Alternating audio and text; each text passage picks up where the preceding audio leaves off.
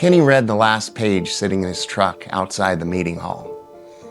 Rain threading down the windshield, street lights bending in the glass, the engine ticking as it cooled in the dark. The parking lot was nearly empty now, only a few battered cars left behind like witnesses. In his lap lay the worn book that had first met him when he was raw, half sober, and convinced the world had ended because he could no longer drink at it.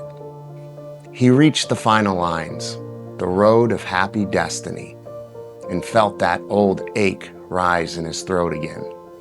Years ago, those words had terrified him.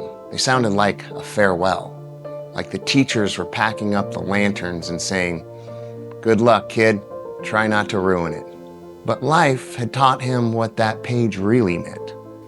He thought of the men who answered midnight calls, the women who once told him the truth so kindly it hurt, the coffee, the laughter, the confessions, the apologies, the chairs folding in and out, and cinder block rooms where broken people kept handing one another light.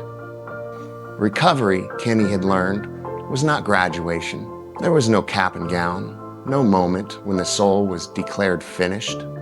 And thank God for that. Left to himself, he could have turned anything, even healing, into a vanity project with snacks.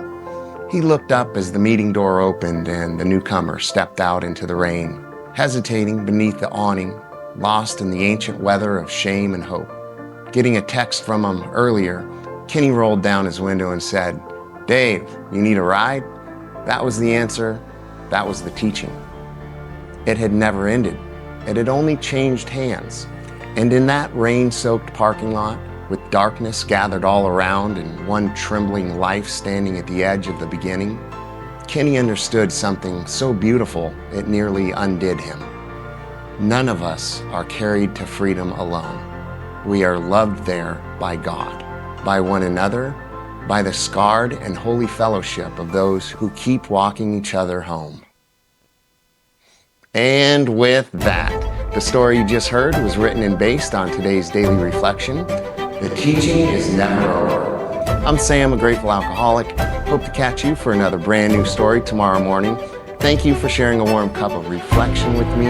I love you all, and have a blessed day.